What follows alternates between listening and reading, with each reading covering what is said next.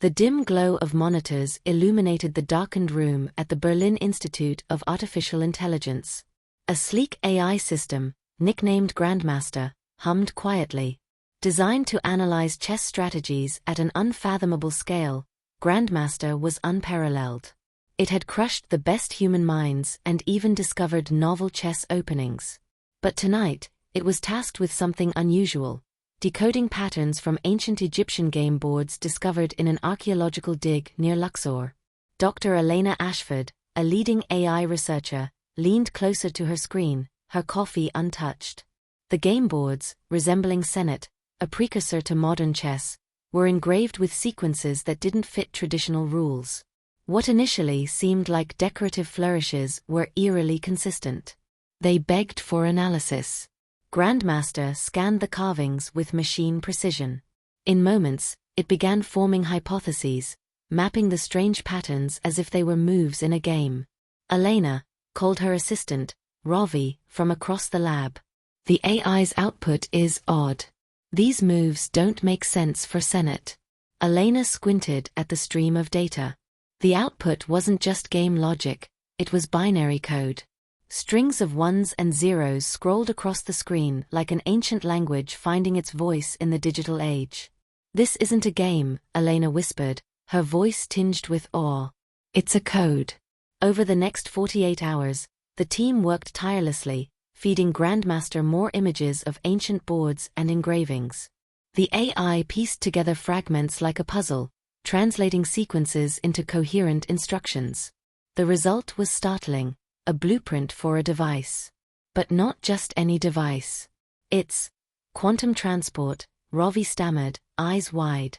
"This is theoretical physics way beyond us. How could they?" The question lingered in the air. How could an ancient civilization encode instructions for a quantum transportation device? The next phase of their research required discretion. Elena contacted her old mentor, Dr. Lucas Varga, a theoretical physicist known for his controversial work on quantum entanglement.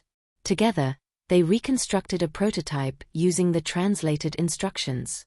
The team referred to the device as the Gate. It was an elegant, obsidian-black construct with intricate carvings glowing faintly as it powered up. The first test involved transporting a small metallic sphere. Ravi placed it inside the activation chamber while Elena monitored the energy levels. A faint hum grew into a sharp crescendo, and with a flash of light, the sphere vanished. Silence filled the room. "It worked," Elena said, disbelief lacing her voice. "It's not here anymore," Ravi whispered. "But where did it go?" The answer came hours later when the sphere was discovered in the institute's courtyard, a distance far exceeding the lab's controlled parameters. The implications were staggering. The Gate didn't just transport matter, it bent space. The breakthrough made Elena uneasy. The ancient Egyptians had encoded this knowledge millennia before quantum mechanics were even conceived. But why? And for what purpose?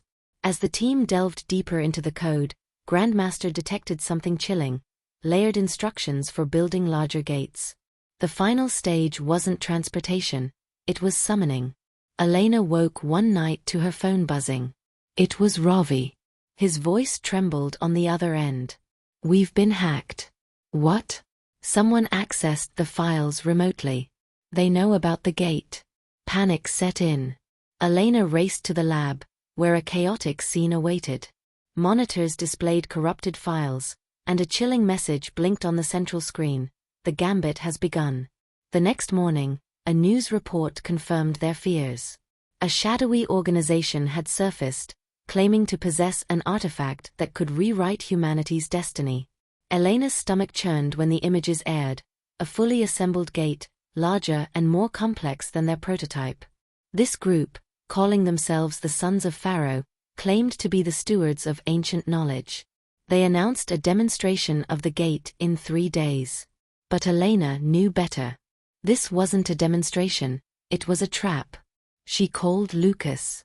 If they activate that device without understanding it, they could tear reality apart. Lucas nodded grimly. "Then we have to stop them." Elena, Ravi, and Lucas tracked the broadcast's origin to a remote desert compound in Egypt. Armed with a portable version of the gate, they devised a plan to disable the larger device. But as they infiltrated the compound, they discovered something alarming. The sons of Pharaoh weren't just rogue scientists. They were fanatics, believing the gate would resurrect Osiris, the god of the afterlife. Symbols on the massive device pulsated with energy, matching descriptions in ancient texts. Elena's mind raced. The patterns weren't just blueprints, they were a challenge, a gambit posed by an ancient intelligence. If activated, the gate might not summon a deity but something far worse. As the countdown to activation began, Elena and her team faced a perilous choice: destroy the gate, risking a catastrophic explosion, or attempt to override its controls. Ravi worked furiously to hack the system while Lucas calibrated their portable gate to create a counter-frequency. The compound shook as the massive gate roared to life, its central portal swirling with an ominous energy. Shadowy forms began to materialize, a glimpse of something alien, ancient, and malevolent. "Elena, we're out of time," Ravi shouted. "Do it," she screamed. Lucas activated the portable gate. A shockwave rippled through the compound, destabilizing the larger device. The portal imploded, sucking the shadowy forms back into the void. When the dust settled, the compound was in ruins. Elena stared at the remnants of the gate, her mind racing with questions. The sons of Pharaoh had been arrested, but their words haunted her. "This is only the first move," they had said. "The game has just begun." Elena knew they were right. The ancient carvings weren't just remnants of a forgotten civilization. They were the opening gambit in a cosmic game, and humanity was now a player. And the next move was hers. Elena stood amidst the rubble of the compound, her heart pounding as the realization set in. The ancient Egyptians had played this game millennia ago, and now humanity was unwittingly thrust into it. The remnants of the destroyed gate still hummed faintly, a reminder that its power was not fully extinguished. She turned to Ravi, who was sifting through the wreckage with a handheld scanner. "What do we do now? This isn't over." Ravi glanced up, his expression grim. "We have fragments of the gate's core. We need to study them. If the sons of Pharaoh were just the beginning, we need to be ready for whatever comes next." Lucas approached, holding a small tablet displaying the remnants of the ancient code. "We've barely scratched the surface of this language. It's not just instructions for technology, it's a warning system.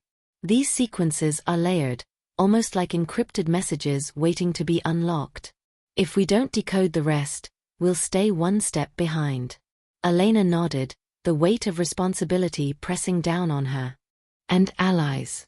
This isn't something we can handle on our own." Back at the Berlin Institute, Elena reached out to an unlikely source: the enigmatic Dr. Zahir Khalid, an archaeologist renowned for his controversial theories about extraterrestrial influences on ancient civilizations. Zahir was a polarizing figure, dismissed by many as a pseudoscientist, but his knowledge of ancient Egyptian law was unparalleled. When Zahir arrived, he brought with him a cryptic text known as the Book of Sikkim. Its passages described a celestial chess game between the gods and humanity, with Earth as the board. Zahir believed this game was a metaphor for an ongoing struggle between ancient powers. "These aren't just random patterns," Zahir explained, spreading out scans of the game boards. "They're strategic moves. Each sequence represents a larger plan, a sequence of events that must unfold." Ravi frowned. "Are you saying these moves are predestined?" "Not predestined," Zahir corrected, "but guided. Whoever created these sequences intended for them to be followed, but the players still have free will. The question is, who are we playing against?" The answer came sooner than expected. A high-security alert flashed across international news networks. A massive energy surge had been detected in Antarctica.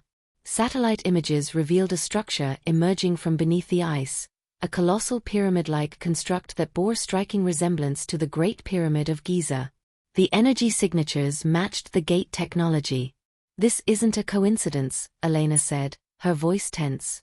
The sons of Pharaoh might have been a distraction. Someone, or something, was waiting for us to activate the first gate to awaken this. Lucas leaned over the satellite images. If this is their next move, we have to respond quickly. If that structure powers up, we could be facing a catastrophic event. Within days, Elena, Ravi, Lucas, and Zahir joined an international task force heading to Antarctica. The expedition was funded by a coalition of governments under the guise of scientific research. But Elena knew the truth. They weren't just investigating, they were preparing for war. The icy winds howled as their team arrived at the site. The structure was immense, its surface covered in glowing hieroglyphs that pulsed like a heartbeat. Zahir deciphered some of the symbols, his face pale as he translated. "It's a nexus point," he said. "A hub for quantum transport across the stars. If it activates, it could connect Earth to, well, anywhere." "Anywhere," Elena repeated, her mind racing. "Or anyone." As the team worked to disable the nexus, an eerie calm settled over the site. Then, without warning, the glowing symbols intensified. A low rumble echoed through the ice, and the air seemed to shimmer. From the structure emerged figures unlike anything they had ever seen. Tall, slender beings with metallic skin and eyes that glowed with an inner light. They moved with an unnerving grace, their presence both mesmerizing and terrifying. Elena's breath caught. These weren't just ancient guardians. They were the opponents, the players from the other side of the game. One of the beings stepped forward, its voice resonating in their minds. "You have activated the first move. Now the board is open. Will you proceed, or forfeit?" Elena stepped forward, her voice steady despite the fear gripping her. "We don't even know the rules of this game." The being tilted its head, as if amused. "You have known them since your kind first gazed at the stars. The rules are simple: adapt, or perish." Behind her, Ravi whispered, "They're challenging us. They want to see if we're worthy." Zahir nodded. "This is the Gambit. The moves we make now will decide not just our fate, but the fate of humanity." As the team scrambled to devise a plan, Elena realized the terrifying truth: this wasn't just about survival. The gate technology wasn't a gift, it was a test. And the ancient Egyptians had left them a warning encoded in the game boards. The question was, could they solve the puzzle before the next move checkmated them all? Elena's mind raced as the being's words echoed in her head. The shimmering figures retreated into the nexus structure, their glowing forms blending with the pulsating symbols. The energy emanating from the pyramid grew stronger, sending tremors through the icy ground. The air crackled with static, and the hum of the nexus grew louder. Lucas stared at the readings on his portable scanner. "We have less than 6 hours before this thing reaches full activation. If we can't shut it down, there's no telling what will come through that portal." Zahir ran his fingers over the hieroglyphs carved into the icy walls. "These markings, they're part of a larger puzzle. If we can decipher them, we might find a way to disable the nexus." Ravi knelt beside Zahir, his tablet connected to a portable interface. "I'll translate the hieroglyphs into Grandmaster's system. If it's anything like the patterns on the game boards, it should give us a sequence to follow." Elena nodded, her jaw set. "Do it. But we need a backup plan in case we run out of time." Lucas glanced at her. "What are you thinking?" "We still have the portable gate," Elena said. "If we can create a counter-frequency, we might destabilize their nexus enough to prevent activation. It's risky, but it's better than doing nothing." As Ravi and Zahir worked to decode the hieroglyphs, Elena and Lucas set up the portable gate a safe distance from the nexus. The freezing wind howled around them, and the ominous glow from the pyramid bathed the ice in an otherworldly light. "This is insane," Lucas muttered as he adjusted the device. "If their technology is as advanced as it seems, our countermeasure might not even register." Elena's hands were steady as she secured the power core. "We don't have to destroy it completely. We just need to buy enough time to figure out what they want." Suddenly, Ravi's voice crackled through the comms. "We've got something." Elena and Lucas rushed back to the decoding station, where Ravi's tablet displayed a series of translated instructions. "It's not just a shutdown sequence," Ravi said, his voice trembling with excitement. "It's a map. The hieroglyphs describe a network of these nexus points spread across the planet." Zahir pointed to the screen. "The map indicates that this nexus is the central hub. If we deactivate it, the others will remain dormant." Elena frowned. "And if we fail?" Zahir's expression darkened. "Then the entire network will awaken." The team faced a grim decision. They could attempt to deactivate the nexus using the ancient instructions, risking failure and triggering a chain reaction, or they could rely on the portable gate to destabilize it, a move that might cause irreversible damage to the structure, and potentially attract the wrath of the beings beyond. "We're running out of time," Lucas said, glancing at the countdown on his scanner. "We need to decide now." Elena took a deep breath. "We'll do both. Ravi and Zahir will continue decoding and try to shut it down from the inside. Lucas and I will use the portable gate as a last resort. If anything goes wrong, we'll trigger it." With less than an hour remaining, the nexus began to shift.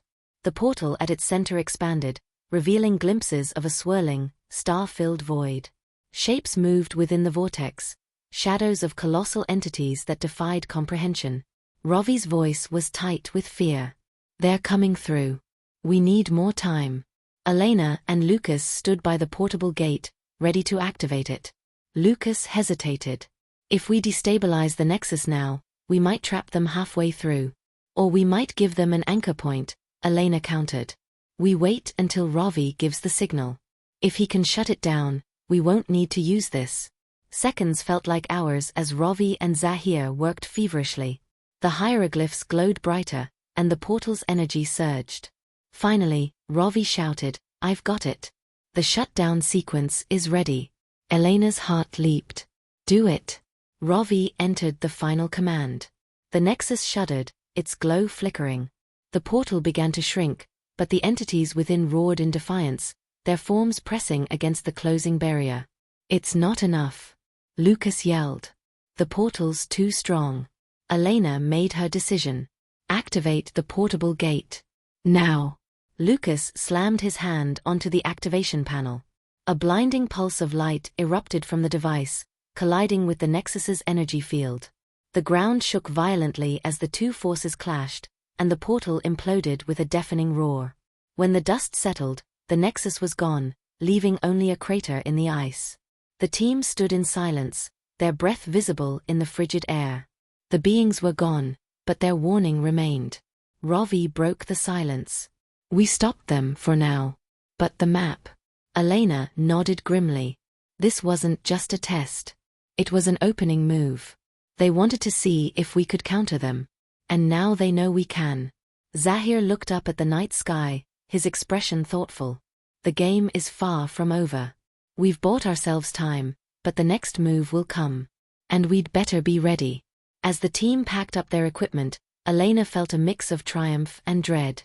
The Pharaoh's Gambit was only beginning, and the board was still set for a game that spanned the stars.